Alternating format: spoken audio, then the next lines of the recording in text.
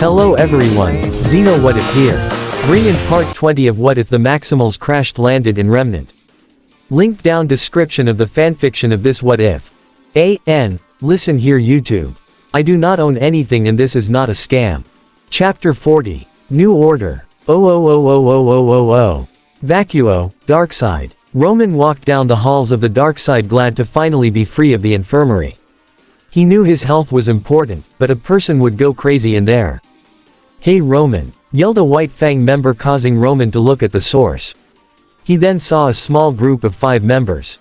"Hey," greeted Roman as he walked over to them. "So how does it feel to be free?" One member asked him in a joking manner. Same old. At least I'm free from that food," said Roman, confusing a member. "What do you mean by that?" asked the member, confused. "Either we have some bad food here, or we stole some from a hospital," answered Roman, making the members laugh at the joke. "So, do you know what's going to happen next, Roman?" one member asked, as a lot has happened recently. "Truth be told, no one's sure right now. But I do now. We need to clean up around here," said Roman. The members nodded their heads at the last part. "We understand. When will that happen?" asked a member. "Probably in an hour or 2, said Roman in a serious tone. "I see. We'd better get ready then and tell the others," said one member as the others agreed. "Good," said Roman as they went their separate ways. Roman looked around as he walked. At first glance everything was normal. But to his trained eyes he could see it. People were whispering to each other, and even though they all wore masks they were looking about. Everyone knew it was happening today. But even with all their preparations and such, Roman was worried. This was Megatron they were dealing with. A being that always tried to carry an ace up his sleeve. But Roman knew they might not get another chance like this again. Soon he reached the command room as all the Predacons were there along with Adam, and some White Fang members running the systems. "Ah Roman, how good of you to join us," said Megatron as he sat in his command chair. "It's good to be able to stretch my legs again," replied Roman as he joined them. "We were just talking about rebuilding," said Megatron as he brought up a map of the area. "We shouldn't just rebuild but look to the future," said Adam as Roman heard the code word. "Quite right," agreed Megatron, unaware that Roman pressed a button in his pocket. "So, let's begin now," said Adam as he drew his gun and pointed it at Megatron. And it wasn't just him, every Faunus in the room did the same thing along with Roman. "What in tarnation?" said Quickstrike in shock as he wasn't sure what was happening. "What's happening?" asked Waspinator, confused. "Isn't it obvious? This is a coup," said Tarantulas, not worried at all. "Do not worry my queen, I shall protect you," declared Inferno as he brought out his guns. "There's no need for that, Inferno." "No," said Megatron as he turned to Adam. "I can assume you disabled the Screech?" asked Megatron calmly. "One of the first things we did," admitted Adam, as he continued. "And we disabled most of the commands on your chair as well." "I see," said Megatron as he pushed some buttons only for nothing to happen. "And I can assume the rest of the White Fang are in various positions to strike?" asked Megatron as that's what he would do. "Correct again," said Adam as he was calm on the outside, but on the inside he was worried. Megatron was too calm about all this. "I must admit I knew this was coming. But I had no idea of your numbers, or when you would strike." "Very nicely done," praised Megatron as he only had few options right now. He was so proud of them. "Royalty, you cannot be serious?" asked Inferno, shocked by this. "Oh but I am," said Megatron as they did a wonderful job with this coup. "But tell me, have you covered all the necessary systems?" asked Megatron as several people in the room got worried hearing that. "What are you talking about, Megatron?" demanded Adam as he was worried now.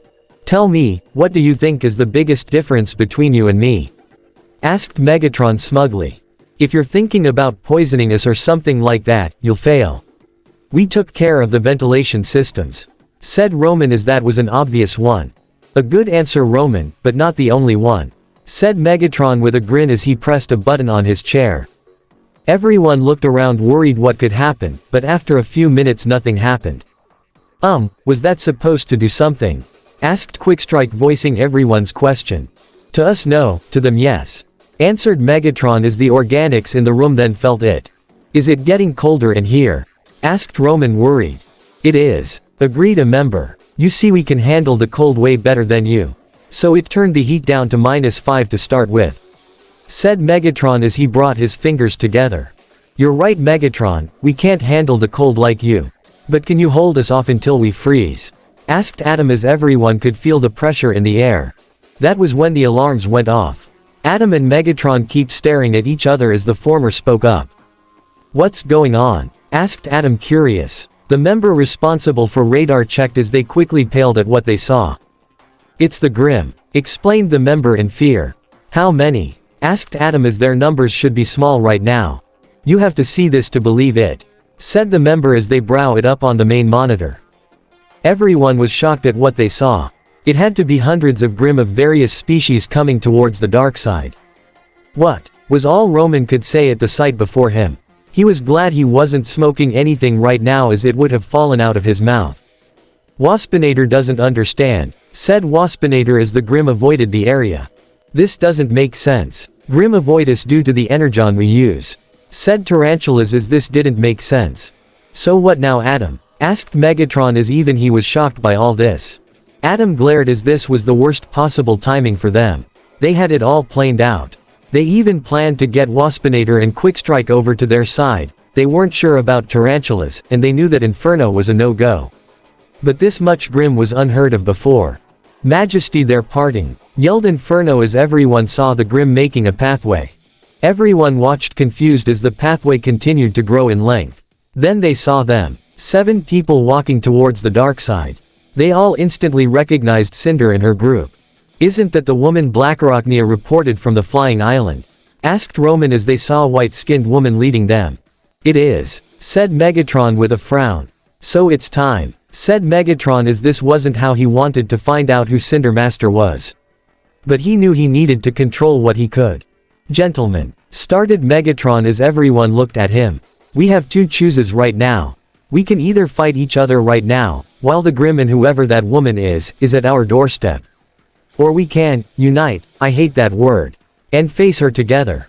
Adam growled as Megatron was right. This was the largest group of Grimm ever seen in the history of Remnant. This wasn't something they could ignore, and they definitely couldn't fight Megatron and the Grimm at the same time. But at the same time, they would never have this opportunity again. So with a heavy heart Adam made his choice and brought out his scroll. This is Adam. The coup is over, but Megatron and his forces are still active. I repeat, the coup is over, but Megatron and his forces are still active. We are to work together to defeat the Grimm threat outside, instructed Adam as his grip on his scroll was so tight it looked like it was going to snap. A wise choice, said Megatron as he would feel the same within Adam's place.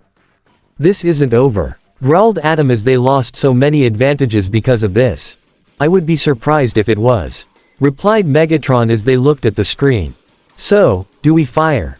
Asked one member curious. Not just yet, but have the guns ready, instructed Megatron as he looked at the army before him.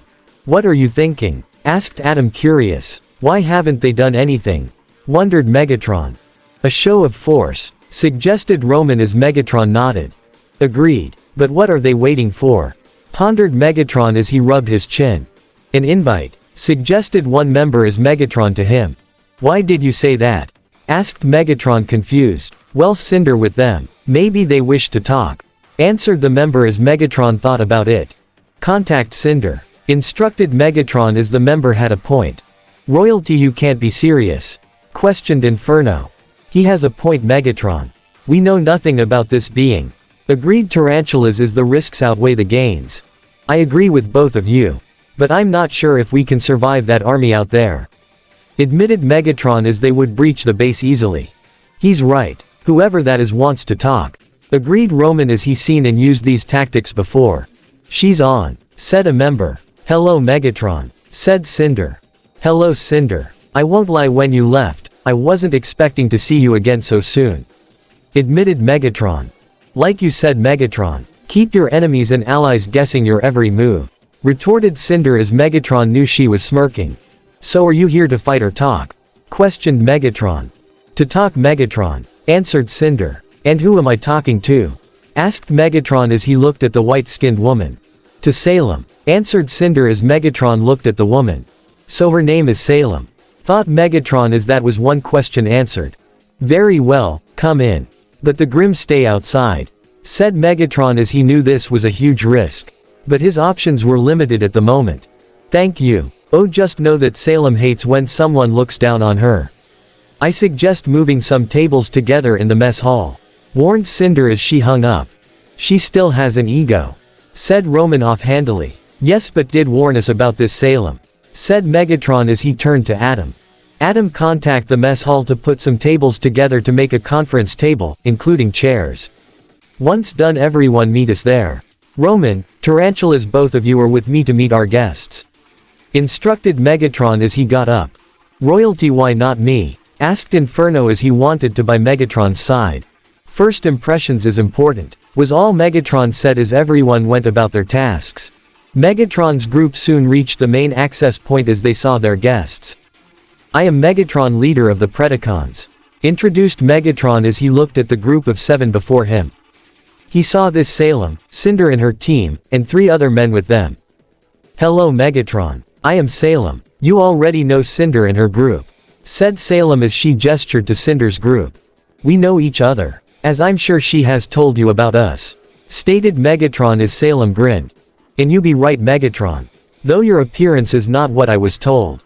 Salem told him as she glared at Cinder with the last part. Yes, this new look has just happened.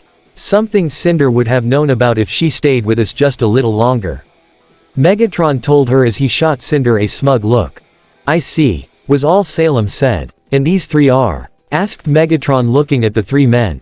Ah yes, allow me to introduce them. This here is Hazel Reinhardt. Said Salem as she gestured to a tall muscular man. He was even larger and broader than some of the bots. He has short dark brown hair and a small braid that cover his chin and hazel eyes. He wore a 2-tone olive green coat over a black shirt underneath it. His pants were black with a pouch on each leg. He wore brown boots with white fronts. But what caught Megatron optics was some scarring on his arms.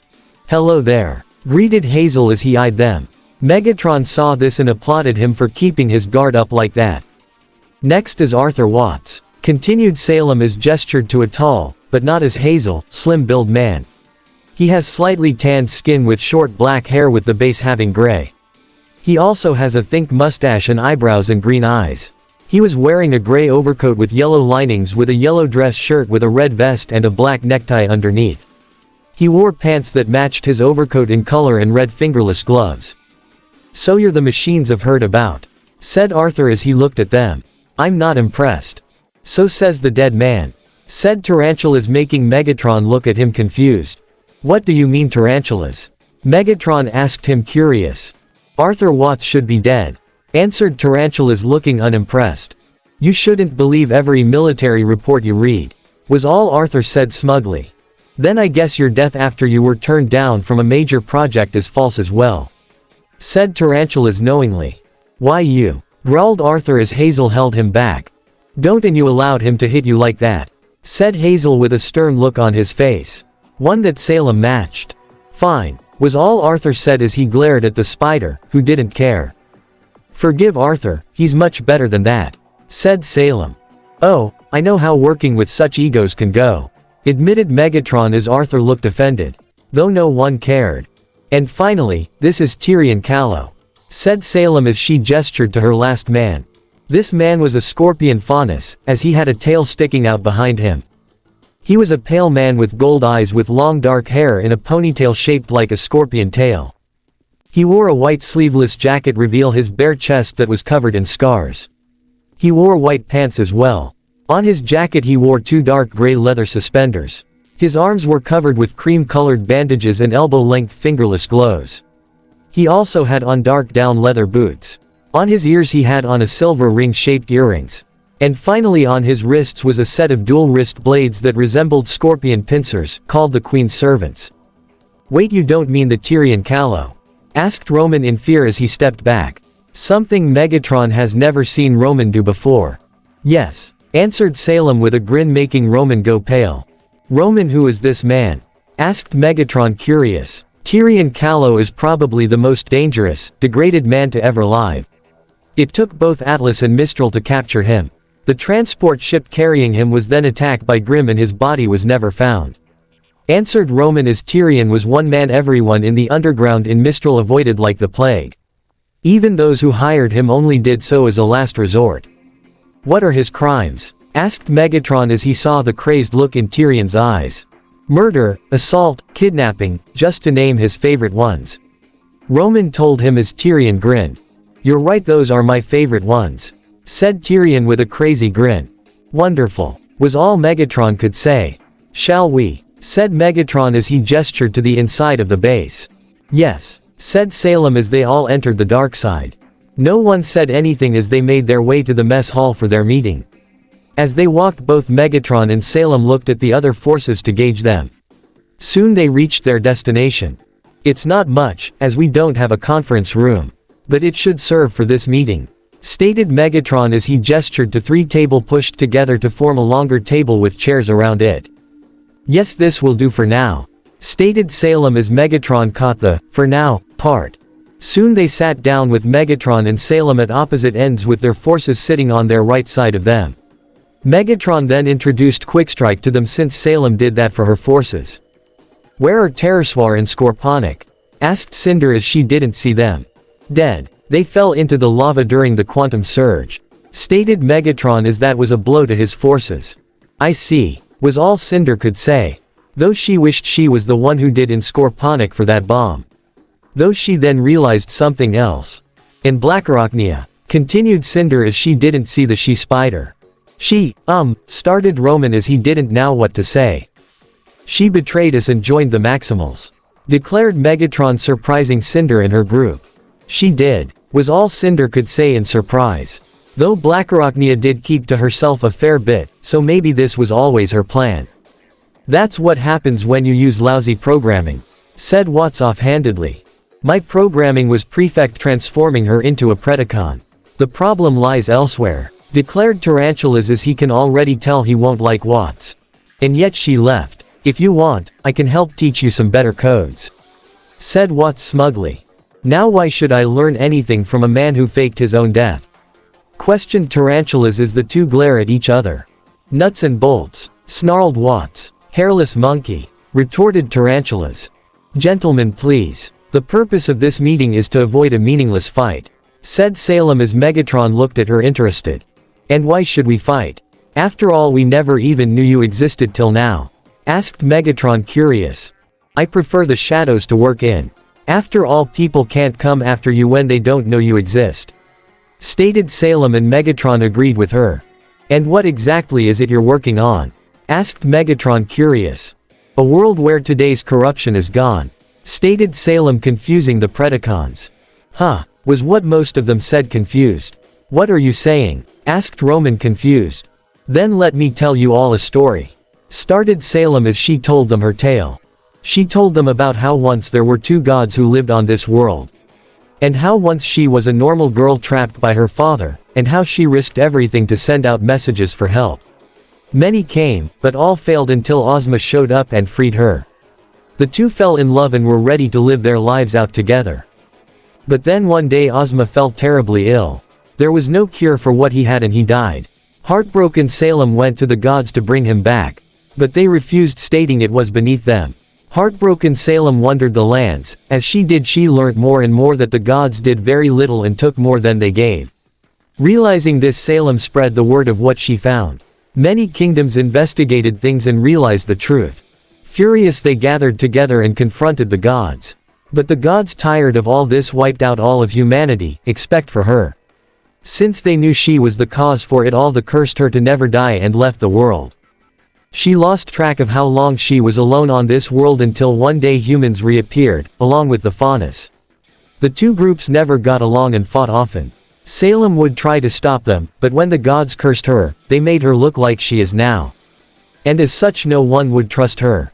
But she had another way to make them work together. The Grimm. They were made by the gods and left them here, and she learned how to control them. So she had them fake attack everyone to make them unite. It was working until the gods intervened again. They brought back her love to us against her. They warped his mind to do their bidding. And a fight broke out and she killed them. She was heartbroken, but then found out they gave him the ability to possess others. And their war began. A war Ozpin was winning due to him using her looks and the Grimm to his advantage. And that's my story. Finished Salem as the Preds shared looks. That's quite the tale, stated Megatron as he felt it wasn't all true. If what you're saying is true, then why attack with the Grimm randomly? Asked Megatron as he wanted to know Salem's answer. You dare doubt a goddess? Yelled Tyrion as he stood up angrily. How dare you doubt the royalty? Yelled Inferno as he stood up. Roman looked over to Adam as he held up 3 fingers and started a countdown. When he reached 0, the two jumped at each other, but due to Inferno's metal body he was able to push Tyrion back. The two fell onto the floor as they fought. You still haven't answered my question, Salem. Megatron said calmly as he didn't look at the fight. I can't control all Grimm, admitted Salem as everyone on the sides of the table had to duck to avoid being hit by a flying table. Then why make so many Grimm that you can't control them? Questioned Megatron as it felt contradictory to what she just told them. The problem lies with the Grimm pools. Since I didn't create them, I have no idea how to turn them off. Just where they can be and their size, answered Salem as a chair went flying over her head. Wait, you can do all that, but you can't turn them off? Questioned Roman as things weren't making sense to him. And if you can move these pools around, why not keep them all in one place? Protect the world from the Grimm you can't control? Asked Adam as he was glaring under his mask. I did that once, and let's just say the end results were disastrous, said Salem, making the Preds curious. Megatron was about to say something else when a chair nearly hit him. Excuse me for a second, said Megatron as he turned to the fight. Inferno, stand down, ordered Megatron as Inferno stopped fighting. Everyone then saw Inferno with Tyrion in headlock as he was punching his head. All the while Tyrion was trying to bite Inferno's arm. Let him go and sit down, ordered Megatron as he had enough on his plate already. At once, my royalty, said Inferno as he purposely shoved Tyrion down and retook his seat. Tyrion glared as he got up as he was ready to activate his weapons.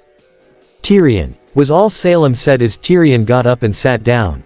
Loyalty like theirs is so hard to find these days, said Megatron as he saw Inferno and Tyrion similar in a few ways. That is true, agreed Salem. Now going back on track. Salem, you've told us quite the story. And the part about you being able to control the Grimm seems to be true. But the part about you never being able to die seems far-fetched to me, said Megatron as what she said seems too far-fetched. Don't you machines live forever as long as you have the parts to replace? Questioned Watts as this caused the bot to glare at him. Watts, did you not just watch the fight between Tyrion and Inferno? They're more than the drones used in Atlas, said Hazel as the last thing they needed was to underestimate them. Right, was all Watts said in a sarcastic tone, not believing him. Megatron, shoot me, said Salem, shocking everyone. What was Megatron could say in shock. I find a demonstration helps people believe my story, said Salem, but then out of nowhere she was shot in the head as her body fell backwards. Everyone looked over at Megatron as his shoulder cannons were still smoking from the shot. Nice shot, boss, praised Quickstrike. But what about them? Asked Waspinator as he pointed to Salem forces, who were oddly calm. But then they heard Salem's body moving as she got up. And even more shocking was she was no worse for wear. That's impossible, said Tarantulas as he saw her get shot right between the eyes. On that we agree, said Watts as to this day he couldn't figure out how that worked. So you have the army, the power, and who knows what else. So why come to us? Asked Megatron, curious. The Maximals, answered Salem. What about them? Wondered Megatron. They are like you, and all we know about you is what Cinder and her group has told us, said Salem as Say gestured to Cinder's group. I'm afraid I still don't follow you, admitted Megatron as she had more than enough forces to deal with them. They have been making waves and have joined up with Ozpin. We must even the field as it were, Salem told them as Megatron was understanding things better. We are not sure if Ozpin is with them, as only students we've seen on the battlefield is not enough reason to attack a school, lied Megatron as they now knew that Ozpin was about of the Maximals from the last battle where 3 teachers were seen fighting with the Maximals. But Ironwood knows, and only Ozpin could keep him from launching an all-out attack on you, stated Salem as no one could refute that claim. Then what do you want us to do? Asked Megatron. I can't go to the Maximals and tell them the truth as they are most likely already hearing and believing Ozpin's lies. And like I said earlier, this world can't continue the way it is. Isn't that right, Adam? Said Salem as she looked at Adam at the end. You're right about the world needing to change. But how do we know you're the one to do it? Asked Adam as his instincts were telling to run. And you think Ozpin the one who can? Asked Hazel with venom in tone. No. But look at your group.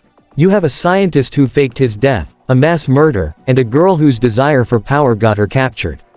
Tell me, would you trust a group like that? Questioned Adam as he looked at Hazel. I wouldn't, admitted Hazel without a second thought, as he then added. But as much as I hate to say this, to change the world people will die. But you know this already, don't you? I do, said Adam as something about Hazel felt off from the rest of them. And do you believe the Maximals will help us in this cause? Asked Salem as she already knew the answer to that question. They won't, admitted Megatron as Optimus Primal would never allow his Maximals to change anything on Remnant if they could prevent it.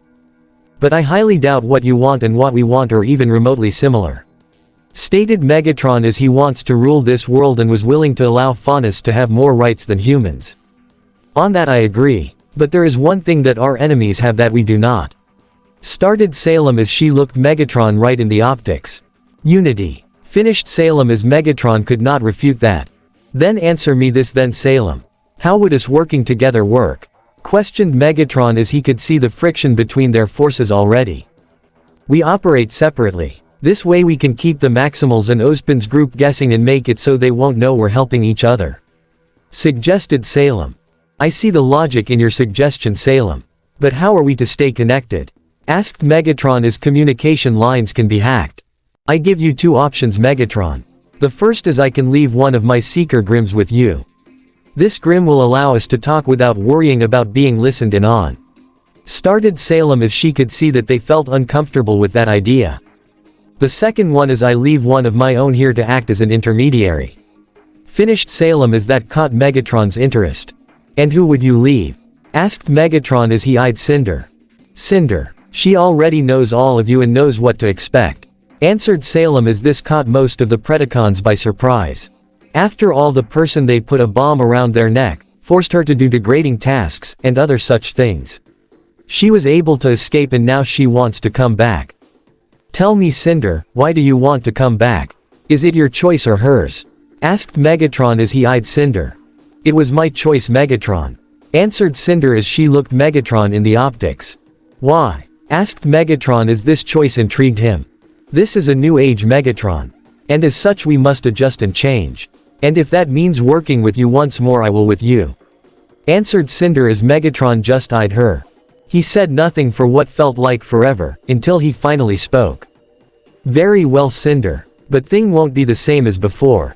Said Megatron, making Cinder curious. What do you mean? Asked Cinder as everyone on Salem's side were curious too. You shall have more responsibilities. The same as Adam and Roman. Answered Megatron, shocking everyone. The same as us. Said Adam and Roman at the same time in shock. Her. Leading others than those two? Questioned Watts in disbelief, as Emerald and Mercury glared at him. She will and can. Stated Megatron calmly as he continued. I've seen her possibility, and I am helping her reach her true potential. What? Was all Watts could say as he failed to see what Megatron saw. Adam, what do you say? After all, she killed one of your men. Asked Megatron as he looked at Adam as it would be his forces who will have the biggest problem with this. Adam sat there as he went over everything in his head. The man she killed was unliked by everyone. And even had complaints against him. But if we just allow her to come back like nothing happened, it will send the wrong message to the troops. Adam told Megatron, who nodded. Agreed. Then what do you suggest then? Asked Megatron, curious. A punishment fitting her crime. Said Adam, and Megatron agreed.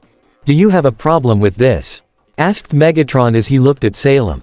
None whatsoever. Said Salem as Megatron nodded. Then what do you suggest? Asked Megatron, looking at Adam. Since we can't just keep her in a cell, she'll have to work. She will do laundry duty and work in the mess hall for at least a month. As well as maintain the weapons that go on a mission for as long as well. Suggested Adam as he thought about it. Oh, and have her inventory the hold too. They haven't been done in a while. added Roman as Adam nodded. Very well, agreed Megatron as he turned to Cinder. That is your punishment, Cinder. For 30 days you will do laundry, work in the mess hall, and maintain the weapons. If you go out on mission, that will not count as your punishment. And you must inventory the holds. Do you understand? Said Megatron as he looked at Cinder, who nodded. I understand, said Cinder as this surprised Salem's followers as she didn't complain at all. Wait, that's it? Asked Watts in disbelief. What are you complaining about, partner? Asked Quickstrike confused.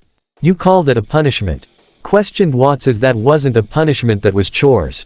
A punishment is to make a person suffer. And for that a punishment must be tailored to a person, stated Megatron. What are you talking about? Asked Hazel, confused, a bit worried. Cinder hates those tasks for some reason. And to force them on her will either piss her off or show her not to do this again, stated Megatron as none of Salem's forces said anything. Now then, Salem, is there anything else you wish to discuss? Asked Megatron as he felt their meeting was coming to a close. There is one thing I would like you to explain, said Salem, making everyone curious. And that is? Asked Megatron, curious to what she wanted to know. What is the matrix of leadership?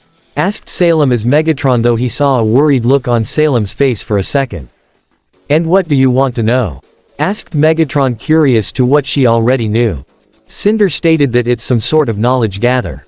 But even she admitted to not knowing much about it, answered Salem as Megatron nodded. She is right, but wrong at the same time, started Megatron, confusing Salem's forces. What do you mean by that, Megatron?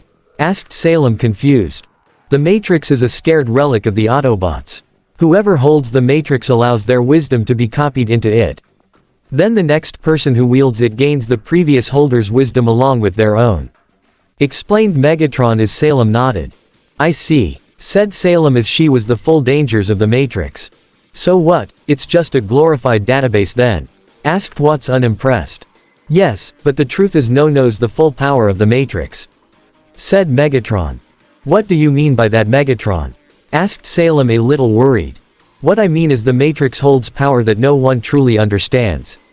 In our world history there was a dangerous transformer called Unicron. Unicron was said to be larger than most planets and would eat them for energy. Then one day he attacked Cybertron. It was said the power of the Matrix killed Unicorn all by itself. Finished Megatron as he told them his story. If the Matrix is so powerful, why some explorers have it? Asked Mercury, confused. And why give it to a little girl? Added Hazel as he started to hate the Maximals even more for doing that. I don't believe they ever had it to begin with, said Megatron, surprising them. How can that be then? Asked Salem, confused. I have no real evidence, but throughout the war I've noticed odd things about her, stated Megatron, deep in thought. Such as? Asked Salem as she need more information. Her leadership skills and tactics growing exponentially. Able to rally people to her. And most of all that weird power of hers. Listed of Megatron as that last one caught Salem's attention.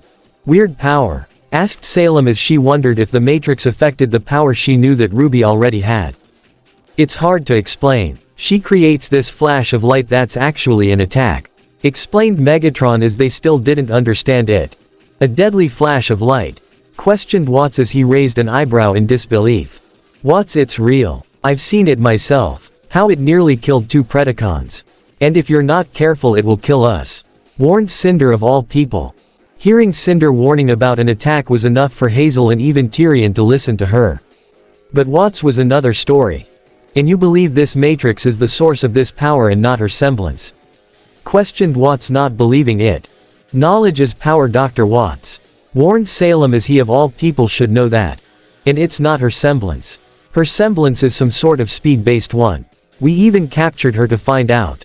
But in the end the Maximals got her out before we could run any through tests, explained Tarantulas as he wished to learn more about what her power. I see, was all Watts said as he didn't believe Tarantulas. Megatron, you're forgetting the weirdest part, said Roman. And that is? Asked Megatron as he didn't think he did. How she went from a kid to a teenager overnight, answered Roman. Ah yes, that. I forgot about that, admitted Megatron. Wait, this Matrix turned her from a kid into a teenager? Asked Hazel, confused. This is just a theory, but the Matrix's power could be so great that it transformed her body into a more stable version to contain its power. Said Tarantulas as he wasn't sure himself. That quite the theory. Said Salem as her concern about the Matrix was growing. If what Megatron said about it was true, then it could one day be a bigger danger than Ozpin and his group. Is there anything else you wish to know about Salem? Asked Megatron curious. Not at this moment. Is there something you wish to ask me? Asked Salem curious. Megatron sat there as he did have many questions. But the real question was, would she answer them truthfully? Not at the moment. You have given us a lot to think about. Said Megatron as that was the truth. Then I think this meeting is over. But before that I must know, are we allies or not? Asked Salem. I wouldn't call ourselves allies, Salem.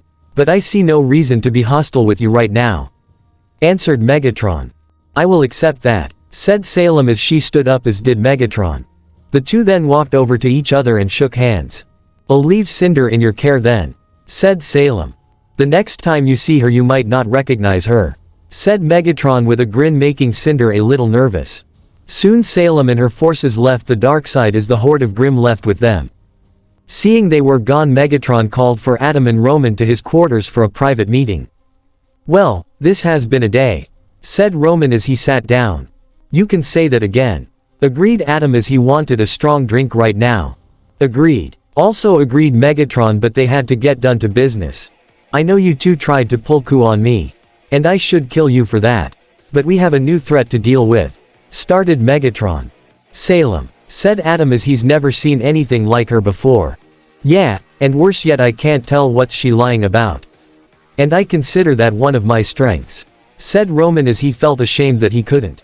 I am willing to forget about what happened earlier as we need to be united to deal with her, stated Megatron as she was more dangerous than all the Maximals put together.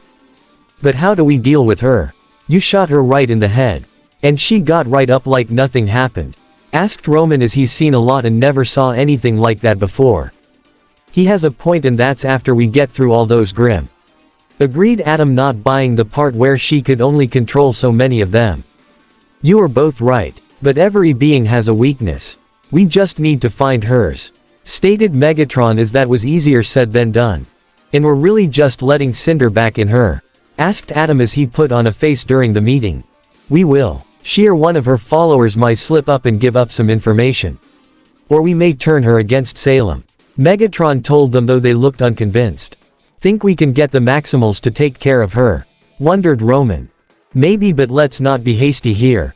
If we have the two fight, it should be when we're ready, not beforehand, said Megatron as they agreed with them.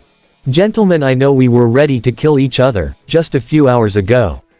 But we must unite to deal with this new threat, said Megatron as the two looked at each other in agreement. We're with you, but we must win, said Adam as Roman agreed with him. Then let's get started, said Megatron as he wondered what uses Cinder will be to him. Meanwhile, with Cinder and her group, they were flying in a ship as they gathered their belongings as they headed for the dark side. Tell me again, why we're going back to the place we escaped from? Asked Mercury, annoyed.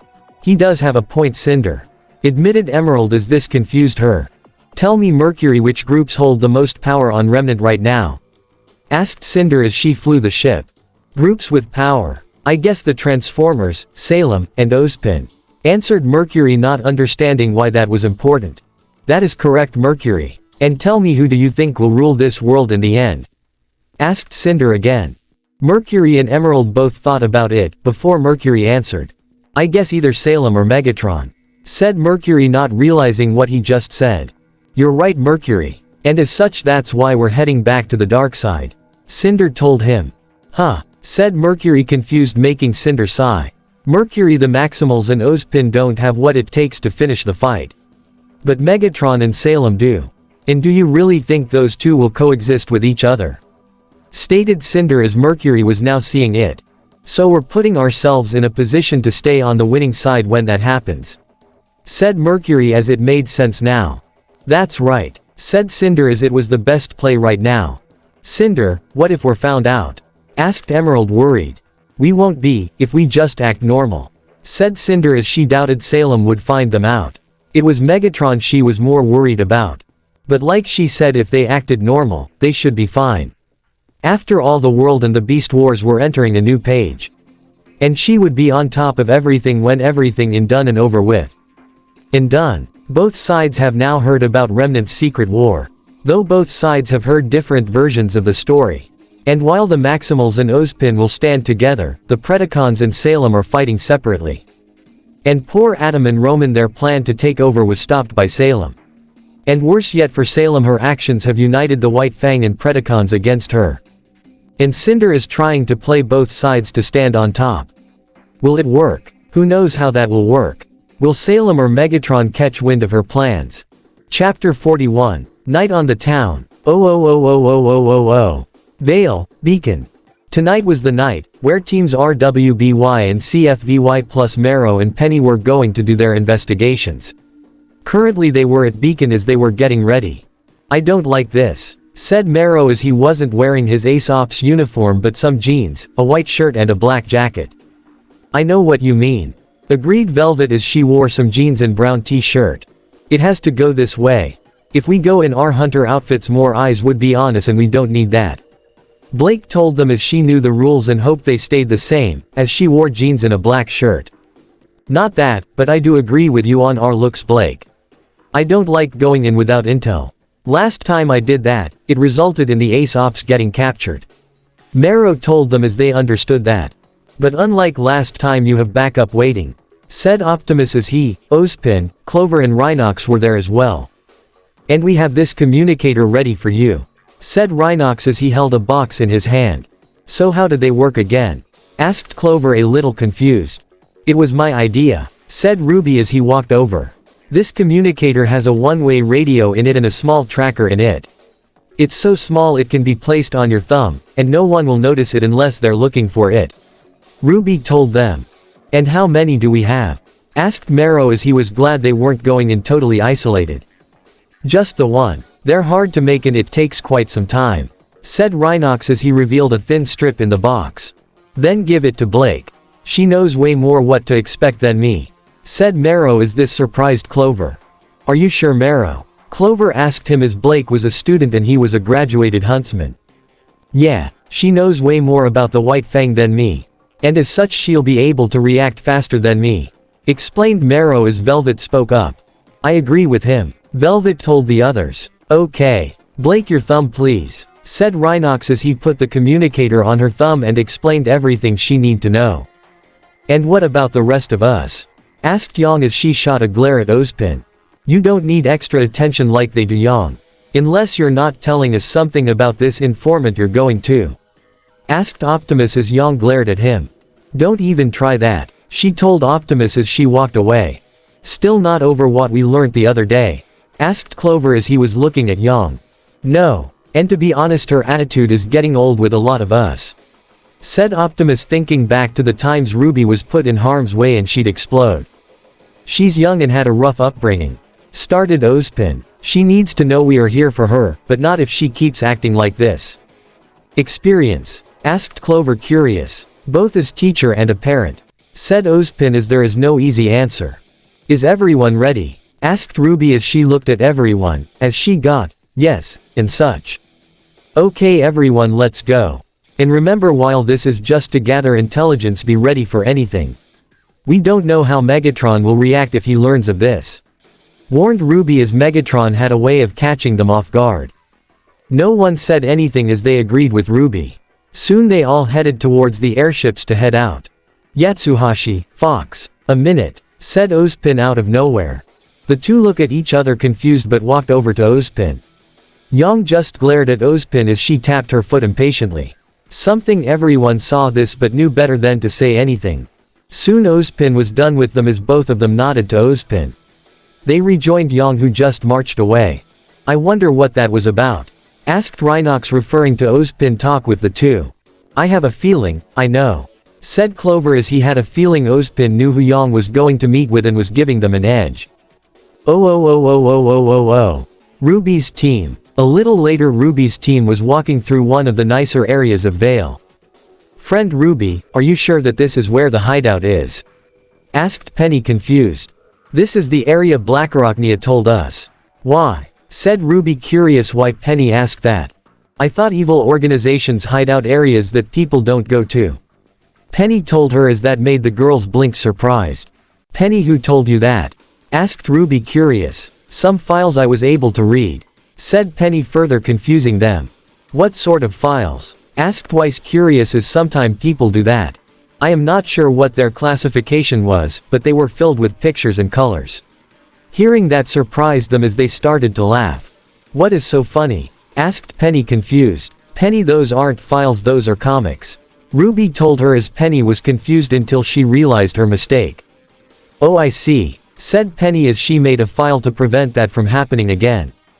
Penny, how old are you anyway? Asked Weiss as she was curious. Old, repeated Penny, confused as she then understood. I was built 2 years ago. Well, that explains a lot. Like your clothes, said Coco as she looked like an old woman with what she had on. My clothes, repeated Penny, confused, wondering what was wrong with them. We'll talk later, said Coco as they stood before a warehouse. Penny, do you have any sensors? Asked Ruby, curious. Unfortunately, no. My next body will though, stated Penny as the others were surprised by how normal that sounded to them now. Okay, said Ruby as she thought about the floor plan she got from Blackarachnia. We'll enter through the back entrance. And remember, if it seems like too much for us, we leave. Said Ruby as she didn't want a firefight. The girls nodded as they walked around. Once at the back, Ruby grabbed the door handle and found it was locked. So she activated silver thorns and cut the handle off. She slowly opened the door and listened intensely but heard nothing. She then walked in and saw that the lights were off. Ruby stopped and went over what she knew about the faunas. While they can see in the dark, working in the dark was something they didn't like to do. And if they make loud noises while the lights were out, people would notice. Then out of the lights turned on. Everyone looked at the light switch and saw Penny there. Penny, what are you doing? Asked Weiss in disbelief. There is no one else but us in this building, Weiss. Said Penny calmly. How can you be so sure? You said you didn't have any sensors. Countered Weiss as Penny nodded yes to her. That is correct, Weiss, but I do have night vision, and I saw no movement. Penny told them as Weiss groaned hearing that. Penny, you should have told us that beforehand. Weiss told her as that was good information to know. I am sorry. I did not know that was information you wished to know. Said Penny as she felt bad. I think we need to sit down and go through what we should and shouldn't know. Said Ruby as that was their own fault for not fully asking what Penny could or couldn't do. So what do we do now? Asked Penny as this was her first time doing something like this. We'll split up and search the area. Look for anything that might be useful. Ruby told Penny, who had one more question. What would classify as useful? She asked Ruby. Computers, phones, notebooks, anything of that nature. Ruby told Penny, who nodded as they got to work. I won't lie, for a hideout this place is in prefect order. Said Weiss, expecting a mess. Just because they're terrorists doesn't mean they like the filth any more than us. Said Ruby as she looked around. I think I have found something. Said Penny as the others joined her. They found Penny in front of a board, and on the board was a map. Where is this place? Asked Weiss as she couldn't recognize it. I think it's Mountain Glen. Said Coco, unsure. Why would they have a map of there? Asked Weiss, confused. Mountain Glen was a failed expansion of the kingdom. Said Penny as she accessed the file. Maybe they're looking for resources or plan to reuse the city. Suggested Coco as she had no better ideas. We'll ask Dr. Oobleck if he knows more. Said Ruby as the map meant anything and nothing all at the same time. The girls continued to look around, but they found nothing of use. The only thing they found was the map, and there was no telling what that could mean. Vale, Patch, Axelon. Cheater laid on a table in Blackarachnia's lab as she was running some scans on him. So have you found anything yet? Asked Cheater curiously. It's just the first scan. There is data, but it will take time to examine and cross-examine. Stated Blackarachnia as she looked at the data on the screen before her. Good point. I guess I want to know more about my new body as fast as possible. Admitted Cheater as there was no telling what secrets these trans-metal bodies held. And the way to get that done is with proper testing. Blackarachnia said as she too felt the same way.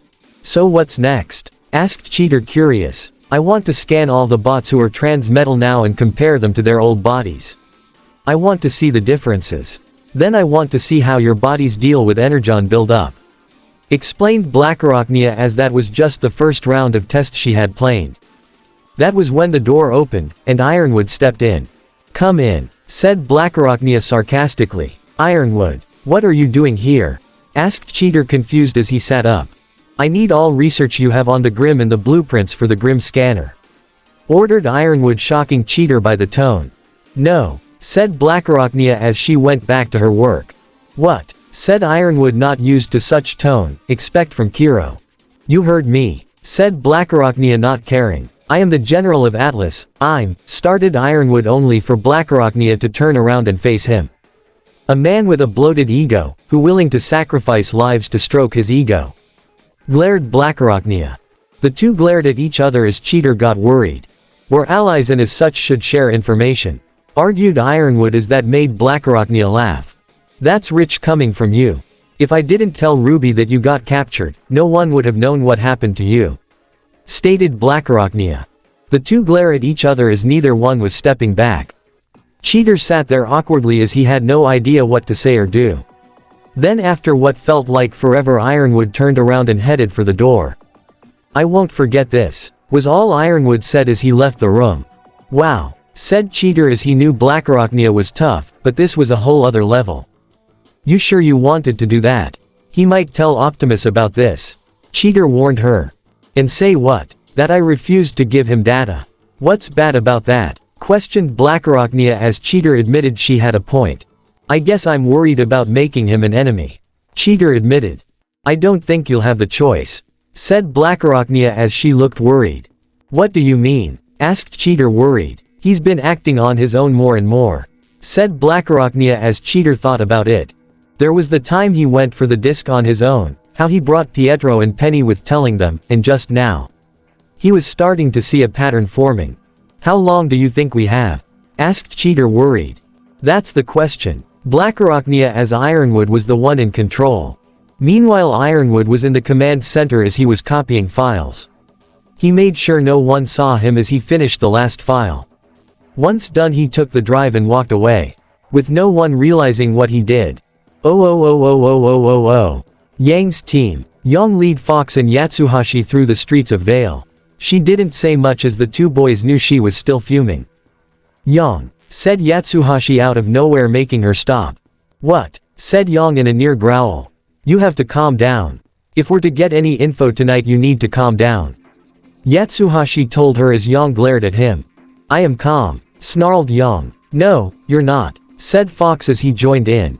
"You haven't been since what Ozpin told us. Are you saying I'm supposed to be calm about how Ozpin been lying to us, to the world about his war?" said Yang as she made a fist with her hand. "Like we did," countered Yatsuhashi, as many of them felt that they had no ground to stand on with the Beast Wars. "That's not the same," said Yang as the boys looked at each other. "How is it not?" asked Yatsuhashi, curious. It's just isn't," said Yang as she failed to find a difference. "Now come on, it's just around the corner," said Yang as she pushed herself free from the two. They shared a look as they had a feeling that things could get ugly very fast if they're not careful. The two then followed her as they entered a nightclub. As they walked in, the guys saw men in suits glaring at Yang. Seeing this made the guys wonder what Yang did the last time she was here. Soon they reached the bar where a lone man was working it. This man was wearing a white dress shirt with a red tie and a black vest over the shirt. They could see he was wearing black dress pants behind the counter. He has gray eyes and he had short black hair along with a matching beard and mustache. The man then saw Yang and glared heavily at her. "What are you doing bad here?" questioned the man as they could see him reaching for something under his counter. "Come on, Junior, is that any way to treat a costumer?" asked Yang as she seemed unfazed. "No, it's not. But consumers don't trash bars by themselves either. We just finished rebuilding after your last visit," said Junior as the guys saw guys in suits were getting ready to fight. "Come on, can't we let the past stay there?" asked Yang as she seemed unfazed by the men around her. "And why should I do that? I still have men in the hospital," growled Junior as the two looked at Yang. "Something she saw." "What?" she asked them. "We'll talk later," said Fox as this was something they were going to talk about. Listen, we need some info, said Yang as Junior laughed. And why should I help you? Asked Junior. I'll pay, said Yang as Lean opens doors. Like you did last time, questioned Junior as he then added. Now get out. Hearing that the men around them pulled out their weapons and aimed them at them. Yang got ready for a fight as Fox walked forward. The light can never take out the darkness, said Fox, confusing Yang. Hold up, said Junior as his men relaxed. You're with Ozpin, aren't you? We are, said Fox as Yatsuhashi nodded in agreement. We'll talk in the back, said Junior as he led them to his office. All the while Yang had a bewildered look on her face. What's going on here? Demanded Yang as she wanted answers. Didn't Ozpin tell you? Asked Junior, a little surprised, since the other two knew the passcode. Tell me what? Growled Yang as Junior looked at the guys. What's with her? Asked Junior as she was nothing like this the last time they meet. It's a long story, said Fox as he didn't want to get into it. Can someone tell me what's happening? Demanded Yang as Junior sighed. Me and Ozpin have a deal. I keep my operations below a certain level, and he looks the other way on some of my operations, while giving him intel he wants, said Junior as he hated dealing with amateurs. Yang meanwhile just stood there, mouth open. Ozpin made a deal with this guy. If he's done it once, then who knows how many times he's done this. Is this the type of man Ozpin really is? Yatsuhashi saw the face Yang was making and made a note to talk about this later. So what is it you wanted? Asked Junior as he wanted Yang out as fast as possible. We need any recent information you have on Roman Torchwick, said Fox as Junior was surprised by that. Roman, why does Ozpin want that? Asked Junior, confused. Roman hasn't made any big moves in months. Why do you want to know? Questioned Yang with a small glare. Call it curiosity, said Junior as he wasn't lying. We don't know all the details ourselves, but we have reason to believing that he's working with the White Fang, said Fox as he wasn't lying himself. Junior sat there as he blinked. He then burst out laughing as his head was on his desk as he was pounding it with his fist. Roman with the White Fang, said Junior as he continued to laugh. He tolerates faunesses for their skills, but he thinks of some of them as beasts. Junior then continued to laugh as he then saw the serious looks on the other faces.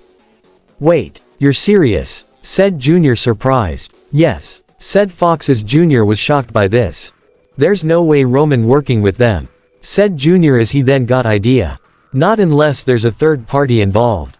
Hearing that took everything Yang and the others had not to show any changes to their faces. Do you have anything useful on him? Asked Yatsuhashi, curious as this was seeming like a waste of time. Tell Ozpin no. Roman was so quiet that I thought he either got arrested or the spiders got him, said Junior as a partnership made a lot more sense now. The spiders, repeated Yang, confused. Trust me when I say this, kid. Never cross them. They're the underworld in Mistral and aren't afraid to make examples of people, warned Junior as they could see the fear on his face. I see. Thank you for your help, said Fox as the three of them left. Once outside, Yang threw her hand up in annoyance as she said. That was a waste of time. Yang, what did you do last time you were here? Asked Yatsuhashi, worried about the answer. I got into a little fight is all, Yang said as neither boy bought it. But who would have thought Ozpin had ties with someone like Junior? Said Yang with a huff. It's not that surprising. After all, his job is to watch over Vale, so underground contacts make sense, said Fox as he knew Ozpin couldn't do it without contacts like that. You're joking, right? Asked Yang, annoyed. Are you? Asked Fox, equally annoyed. We are only here because you knew Junior, stated Yatsuhashi as it nearly fell through because of what she did last time she was there. Yang said nothing as she then walked away in a huff. I know she's mad about the truth, but this is concerning, said Yatsuhashi, worried. I think we should tell Ruby about it and let her deal with it, said Fox as Yatsuhashi agreed with him. The two then followed Yang as their mission in the end came up with nothing. Oh. Project Safe House. I must admit, Ozpin, if this place was finished it would have been a great base, said Optimus as he, Ozpin, Skyshooter, and Rhinox were in Project Safe House. A shame it never happened, said Ozpin sadly. What do you think, Rhinox? Can we make this place work? Asked Optimus, curious. Rhinox was going through the files on the place as he was deep in thought. We'll have to do an overhaul of the power grid if we can. We can bring over some consoles for the command area. But the biggest problem is the defense systems. Listed off Rhinox. What's wrong with the defense systems? Asked Skyshooter as Ozpin answered. I believe it's because they were made with the Grim in mind. Said Ozpin as Rhinox nodded. After all, comparing Grim to Predacons is like comparing a rock to a rocket. You right. The plans in place would work for the Grim. But a Predacon is totally different. Agreed Rhinox as he frowned about something else. Rhinox, what else is there? Asked Optimus worried. It's this place, Optimus. If we take it, I don't think we'll be able to set up a shield system for it. Warned Rhinox as that was a huge issue they needed to deal with right away. None of them said anything as a shield system would work in their favor.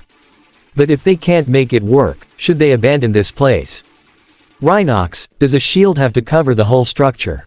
Asked Ozpin as Skyshooter understood where he was going. Yes, we could make a program to shield the top part of the base. Said Skyshooter as making the program would be the hard part. Is there anything else we should worry about, Rhinox? Asked Optimus curious as he saw none. Not right now, but when we set up shop here more problems may arise. Stated Rhinox as they all knew that was the case. Okay then, when Ruby gets back, we'll work out a plan. Said Optimus as Skyshooter wondered something at the mention of Ruby's name. Ozpin, during the last meeting you said you wanted Ruby to lead your group. Is it because of the Matrix or do you believe in her that much? Asked Skyshooter as the others looked at him too. Gentlemen, I've been at this war far too long. And because of that I fear Salem may know me better than I know myself. Started Ozpin as he let out a long deep sigh. I've seen good men and women do terrible things. I have lost great friends and family due to my choices. I probably have more blood on my hands than the Megatron of the Great War. I've accepted this. But I know I can't keep this up. For years I've known something has to change. But how to counter Salem's long life? Then when I learned of the Matrix, I knew that was the key. It is similarly like me, but where I take over it adds. I know that the Matrix will be a key factor in saving Remnant. Finished Ozpin as the bots didn't know what to say. But why Ruby? Repeated Skyshooter as Ozpin thought about how to answer. When you be alive as long as I have you are a better judge of a person. And while I can still make mistakes, I know this to be true. There is something special about Ruby. Even without the Matrix she has made calls that others would be scared to make. And she even convinced Blackarachnia to leave the Predacons. Said Ozpin as he looked Skyshooter in the optics. And she's still young, with enough time and experience who know what she'll be able to do. And that is something I believe wholeheartedly. Finished Ozpin. The bots said nothing as they took in what Ozpin said. And they did agree with him about Ruby. Her growth has been amazing. And will you tell her everything? Asked Optimus curious. What do you mean, Optimus? Asked Rhinox a bit confused. I will. Said Ozpin as he then added. And it's not to keep her in the dark. I just find that breaking things up helps people take it all in better. And lets you know how they'll react. Questioned Skyshooter. That too. Sometimes depending on the person, they don't learn much else. Not to keep them in the dark, but to keep them sane. Said Ozpin as they could understand how it would be too much for some people. And what about people like Yang? Asked Optimus curious. To be blunt, some of them were reaching their patience with Yang. While it is true that she has gotten better, there are times her anger and such has made them give her a wide breath. With those types of people, I find you have to play it by ear. No one is the same and treating them as such will just bring problems. Said Ozpin. And what about people like Ironwood? Optimus asked him as he thought about Ozpin's request. Sometimes you need to place your faith in them, when your gut says otherwise. Said Ozpin as he was worried that faith was being taken advantage of now. But we are getting off track here. Said Ozpin as he was more than willing to talk about this, but there was a time and place. Okay Ozpin. Agreed Optimus as he wanted to go back on this conversation. He then looked to Rhinox and Skyshooter. Well, what do you two think about this place? Optimus asked them. Well, this place has a lot of work ahead of it, to make it safer from a Predacon attack. But it's not impossible. Rhinox told him as there was a lot to do. Rhinox is right, but we can be careful and keep this place quiet. If we do that, we don't have to worry just yet about Predacon attack. Added Skyshooter. Personally, Optimus, I think you should. You won't find a place built like this and will have to start from scratch.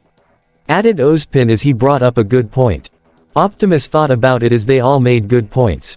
But there was one thing he had to ask before he said anything.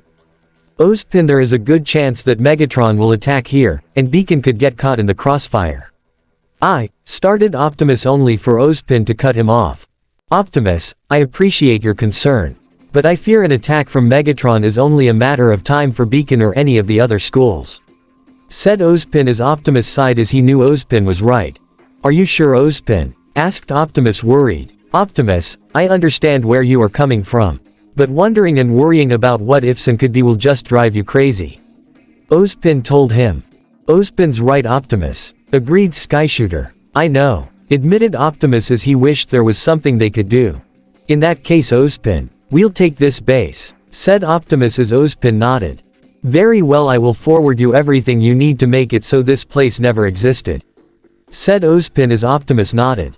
I'm going to be very busy for a while. Said Rhinox as he was already making a work schedule in his head. Vale, Blake's group. Velvet was nervous, which was surprising since she and Blake infiltrated the dark side once. But there was something about this rally that was making this much worse. So far Blake was right about everything. They meet up at an old building. From there they were searched for weapons and such. A few people were found to be holding weapons and the White Fang asked them to leave them behind. Most complained, but there was one who refused and made a huge fuss about it. They beat that guy up and tossed him to the curb. Seeing this, several people left. They were then loaded onto a bus with tinted windows. Velvet lost track of time and their location as they drove. Soon they reached their destination, an old warehouse. Soon they were guided in as they saw a stage. You're doing great, said Marrow as he and Blake were on either side of Velvet. Thanks, said Velvet as she needed to hear that. That was when someone walked onto the stage. When the three could see who it was, they were shocked. It was Adam himself. Thank you all for coming. I know our security seems strict, but we must do it. In the past, Huntsman would infiltrate these gatherings and start a bloodbath. Stated Adam as the crowd gasped hearing that. Is that true? Asked Velvet in a low tone. It happened once and only once. Blake told her as this doesn't seem like Adam. He was speaking in such a way that was nothing like him. I know many of you are scared, especially after everything that happened. The reckoning has changed everything. And more than ever we Faunases must unite. We must unite against a world that wishes to use us, to exploit us, to treat us like animals. Adam told the crowd as they were agreeing with them. I've heard that Willow Schnee in Atlas is fighting for Fauna's rights. Said someone in the crowd as Adam looked at them. How sure of that information are you? Because let me remind you of the Schnee legacy that is built on the corpses of brethren. How they are forced us to do the worst possible jobs and get next to nothing from it. How they'll allow 10 Faunases to die to rescue one human. Said Adam as he allowed it all to sink in. But I don't blame you for hoping. And maybe you're right. Maybe they increased the food scraps they feed the Faunas. Or gave them a worn-out old blanket to sleep with. Said Adam as the crowd was growing more and more angry. What's going on here? Blake asked herself as she saw the state of the crowd. This isn't like Adam at all. And Blake was right. Above them all on a catwalk was Roman, Neo, and Tarantulas watching the show. You know Roman, if you ever go legit, you'd make an amazing speech writer. Said Tarantulas, in beast mode, as he hung upside down on a thread. It's not that hard. You just need to focus on all the bad things to get people riled up like this. And with Faunases it's very easy to do that. Said Roman with a smirk on his face. In his ear was an earpiece to give Adam instruction on what to say. Oh, looks like he's about to show your new toy. Said Roman as they all watched. We recently gained a new ally in our fight. One who has given us new tools in our fight. Said Adam as everyone talked amongst themselves, curious and confused. Who is it? Asked someone, voicing everyone's question. I can't tell you that right now. While we took precautions to prevent spies from showing up, there could be some here right now. Said Adam as that made everyone look at each other worried. But allow me to show you our newest weapon in our fight for equality. Announced Adam as the wall behind him moved up, revealing it. Standing behind Adam was what looked like an Atlas Paladin but much different. It had wheels on the side and looked slicker to those who seen it before. This is a new prototype weapon. So new it doesn't even have a codename or anything of the sort. Said Adam as everyone was confused as it looked like something from Atlas. Looks like you just stole it from Atlas. Said someone in the audience. That is the only thing that Atlas can claim.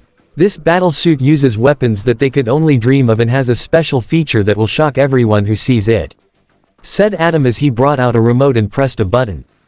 Then to everyone's surprise the suit began to move as it then transformed into an off-road vehicle with cannons on top.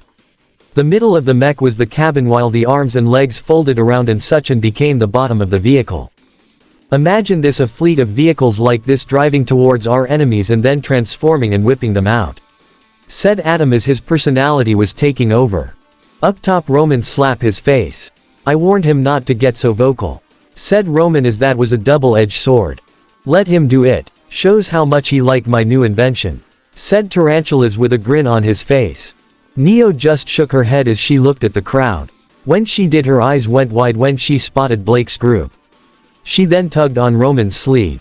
What is it, Neo? Asked Roman curious as Neo pointed at the group. Well, I'll be. Said Roman as he wasn't expecting them. Hey Adam, you're going to love this. Said Roman into his earpiece. On the stage Adam's eyes went wide behind his mask as he looked at where Roman told him where Blake was. The two locked eyes as Blake knew it was time to go. He knows we're here. Said Blake as Marrow and Velvet got worried. We can't exactly rush out right now. Said Marrow as they were in the middle of crowd. We won't fire at us, right? Asked Velvet worried. And that worry only increased as Blake said nothing. My brother and sisters. I was just informed we have a few spies in our midst. Announced Adam as this made a crowd uneasy. But don't worry, we already know where they are. Said Adam as he took out a gun and fired at Blake. Blake luckily used her semblance to avoid getting hit. But the effect of the shot caused people to panic as people ran all over the place. Using the panic Blake's group rushed out of the warehouse. Well, that just great. Said Roman as he and the others joined Adam. Adam said nothing as he glared at where Blake was. Roman, get in the suit and follow us. Ordered Adam as he rushed off after them. Should we? Questioned Tarantulas as this was already out of control. You know how he can get. And think of this as a battlefield test. Said Roman as he got into the car. Back with Blake and the others they were rushing to find a more secure area. We should call for a ground bridge extraction. Said Marrow as they were seriously outgunned. Agreed. Said Blake as she brought up her thumb. But before she could say anything they heard an engine. Looking back, they saw the transforming car coming their way. Acting fast Blake spoke. Mayday, mayday, we need backup, yelled Blake as she saw Adam running their way as well. Oh. Vale, Patch, Axelon. A few minutes earlier at the Axelon near the ground bridge waited the rest of the Ace Ops, Rattrap, Boomer, Speedclaw, and Bladegator. I hate this waiting, growled Harriet as she walked back and forth. Personally, this is a good sign. If they have not contacted us, then things are going good for them. Said Bladegator. Yeah, no news is good news. Said Rattrap as he, Boomer, Elm, and Vine were playing cards. How can you four be playing around? Questioned Harriet as part of her wanted to flip the table on them. With cards. Joked Rattrap making Harriet growl. Harriet, calm down. Said Clover. You need to remember we're back up if things go south. And since they haven't said anything, it means things are going good. Said Speedclaw as he hoped it stayed that way. And to be honest, if bet they'll ground bridge back before they call us. Added Vine as that was the safer option. Wish we had this thing on a few missions we went on. Said Elm as it would have saved them a lot of grief and lives. Yeah, but even if we have the specs, I doubt we'd be able to maintain it. Said Clover as he knew better than to use technology they were ready for. That is very mature of you, Clover. Said Bladegator as he wished others were that mature. Thank you. Said Clover. That was when the communication system went off. Mayday, mayday, we need backup. They heard Blake's voice. Let's go, mates. Said Boomer as they all stood up. I've got a lock on them. Said Speedclaw as he activated the ground bridge. Let's go, people. Ordered Clover as they rushed into the portal. On the other side they saw Blake and them rushing their way, with some sort of car following them. "Really, Marrow, a car?" questioned Harriet, disappointed. That was when it transformed, and a cannon appeared on its right hand and fired at them. They all rushed to the side to avoid getting hit. "Cricky mates. What is that?" asked Boomer as he brought out his shotgun. "A new weapon the Predacons made," said Velvet, worried. "Got any weapons we can have?" asked Marrow as the bots tossed them some standard guns. "What's the plan?" asked Vine, curious. "How about you die?" said Adam as he jumped down to cut Blake, only for Bladegator to stop him with his sword. "I'll handle him," said Bladegator as he pushed Adam away from them. "What can you tell us about that thing?" asked Clover as the mech was walking their way. "Not much. Just that it's a prototype and one of a kind," said Marrow, hoping that the info was right. "It looks like it's an Atlas Paladin," said Elm with a frown as she wondered how they did that. "Then let's hit the joints," suggested Velvet, as if it was retrofitted then its joints could be its weakness. "Sounds like a plan," said Clover as they had nothing else. They then rushed out as those with weapons that can shot were being aimed at the joints. But then out of nowhere missiles were fired at them from behind them. "What the?" said Rattrap, surprised as Tarantulas was on a roof firing at them. "Harriet, take care of Tarantulas," ordered Clover as Harriet just nodded as she used her semblance to get into his face. "Oh, look, a so-called specialist," mocked Tarantulas as Harriet growled at him. "I'm going to enjoy this," said Harriet as she activated her weapon Fast Knuckles, a pair of foldable exosuit arms that covered her arms. Harriet swung her fist at Tarantulas, who dodged. Tarantulas then aimed his gun at her stomach, which she saw and rushed out of the way. "So, you're good at running away," mocked Tarantulas as Harriet was seeing red. She then rushed at Tarantulas as he smirked. He then aimed his shoulders at her and fired bullets at her. Harriet was shocked by this as she quickly covered herself with her arms as they and her aura took the blunt of the attack. "The blonde is a much better fighter," stated Tarantulas as he saw Fast Knuckles was smoking in some areas. Hearing that was the last straw for Harriet as she rushed at Tarantulas, who just shook his head. He then fired heat-seeking missiles at her. Harriet smirked as she dodged the missiles, but then heard them coming around. That was when she realized that they were heat-seeking. She then rushed away as the missiles followed her. Out of the corner of her eye she saw Tarantulas just standing there watching her. That was when she got an idea. Harriet then rushed to a wall and jumped off it, as the missiles followed her. As she flew through the air, she aimed herself at Tarantulas, who was shocked by this. Once at him she grabbed his shoulder and jumped over him. "What?" said Tarantulas, confused as the move made no sense to him. Until he heard the missiles. He jumped out of the way as the missiles hit the ground, making an explosion. Harriet got up and grinned as she looked for the spider. She was on guard until she heard an engine.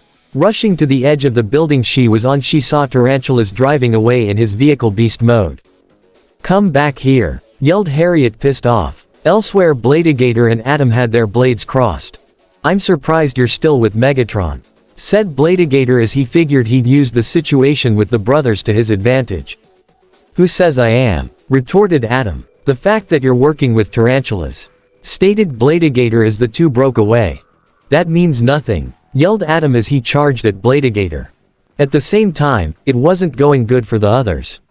The mech suit was much more mobile than it looked and had hidden weapons built it, such as a missile launcher and a shoulder-mounted machine gun. But Clover noticed something. The mech was slow to respond in some areas, like choosing what to fire, as it has mostly stayed with its hand cannon. And it was slow to react as well. Seeing this, Clover knew that whoever is in that mech was probably using it for the first time, which gave him an idea and how to beat it. "Blake, speed clock, keep that thing distracted. Everyone else over here," ordered Clover as no one questioned him. Meanwhile, Roman was caught between having fun and ripping his hair out. "Which button is which again?" Roman asked himself as these controls weren't easy to use. "Something for the next version," continued Roman as he fired on that Faunus Adam was fixated on. That was when Roman realized something. He only saw two of them. Where were the rest of them? He then got his answer as Rattrap in his vehicle beast mode appeared with Vine somehow standing on his back. "How you doing up there?" asked Rattrap as this was a first for him. "Okay. Just don't make too sudden of movements," said Vine as he was struggling to stand. Tell that to him, said Rattrap as the mech was about to fire on them, when Velvet landed in front of its head. What the? Said Roman as he wasn't expecting that. Velvet then fired at the mech's head. While it did no damage, it allowed Rattrap and Vine to drive under the mech. When that happened, Vine used his semblance aura vines to create 2 yellowish vines from hands. The vines latched onto the mech's back shoulders as Rattrap drove forward. Combined with the momentum Rattrap had, it was enough to make the mech fall backwards. Inside the mech, Roman was panicking as Velvet jumped clear, revealing Boomer and Elm coming down on him. Boomer was first as he stabbed his sword into the mech's right shoulder joint. Elm then slammed her weapon Timber, which looked like a hammer at the moment, onto the sword handle. The force from the 2 weapons was enough to make the arm come completely off the mech suit. Inside the suit there were sparks from the suddenly disconnected arm, making Roman panic. I knew he would make a lemon, growled Roman as he wasn't cut out for this. He could see his enemies regrouping and getting ready to attack. Roman looked at his options and frowned.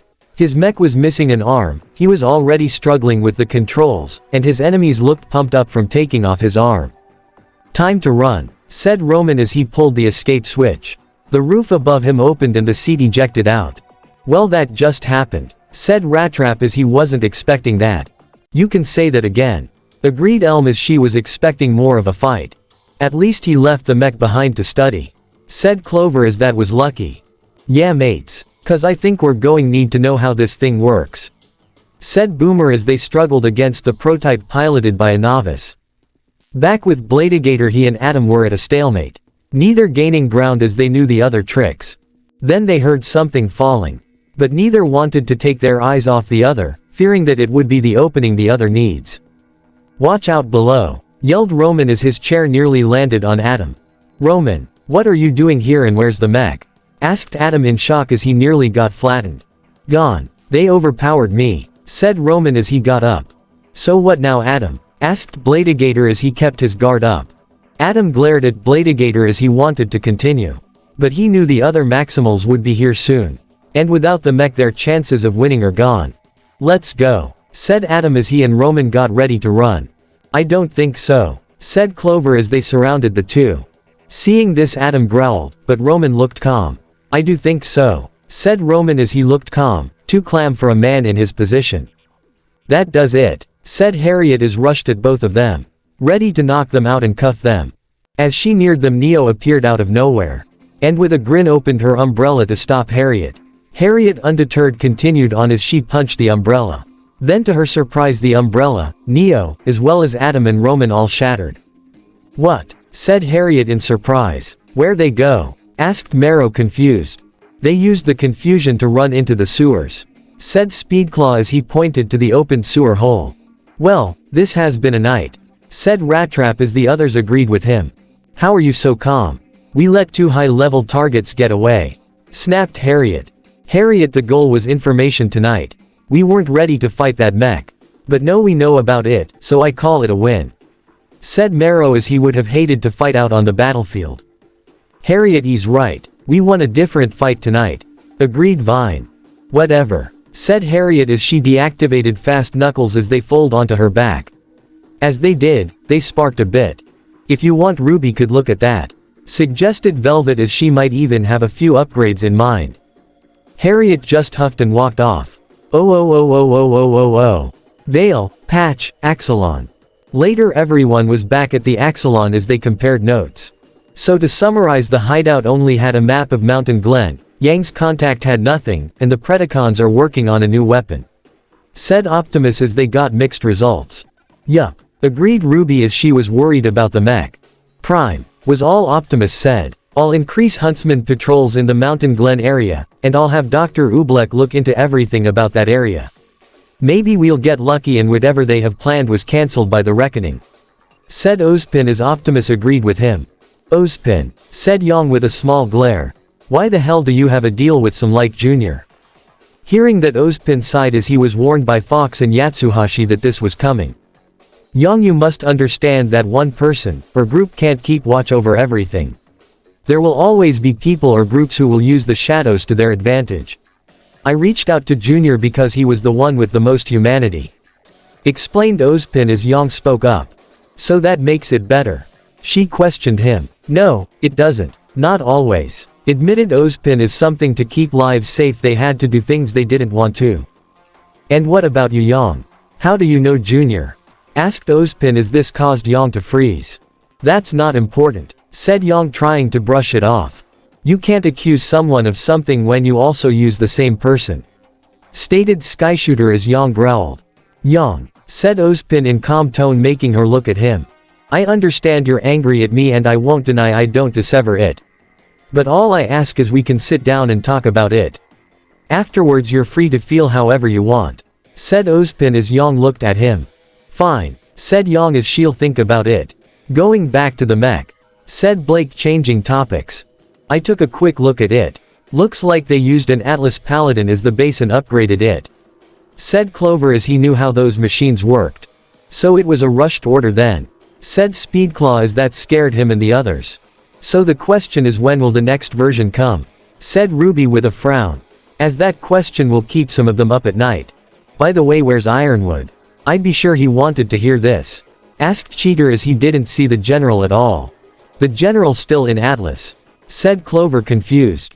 No, he isn't, he was here about an hour ago, said Cheater as this surprised everyone. Why? Asked Ozpin, worried. He wanted Blackrocknia's research. To be honest, those two looked like they were about to trade blows, said Cheater as Ozpin frowned. This is news to me, said Clover, worried. Why would the general come here and leave so fast? Can we learn anything from the mech we have? Asked Optimus as Ozpin's request made a lot more sense to him now. Maybe, admitted Ruby, as prototypes were meant for finding out the bugs and problems. But since they have the prototype, that should hopefully slow down the Predacons' efforts. Okay people, you all did a great job today. Go home and recharge. You all deserve it, said Optimus as none of them disagreed with him. Things are only going to get worse from here, aren't they? Optimus asked Ozpin with a sigh. They probably will, admitted Ozpin as he then added. But we'll face them together. Hearing that, Optimus agreed with him as that was something they will always have over the Predacon and White Fang, unity. And done. Teams RWBY and CFVY plus Extra went out to get some info and got mixed results. Now about the mech suit I used in this chapter. It, like in the story, is still a prototype. If you like it, then I will work on it. I will also be taking suggestions for names and functions and weapons. And speaking of suggestions, I need a name for Project Safehouse. I will take the name I like the most, so don't feel bad if I don't choose your suggestion. And I know some of you might not like how I'm treating Yang right now, with her being angry so much. I personally feel I need someone to be angry with the truth they all learned. And I feel that person is Yang. But do not worry, as stated earlier, the two will sit down and talk. And this is the end of part 20 of this What If. Do not forget to leave a comment down below, subscribe to this channel.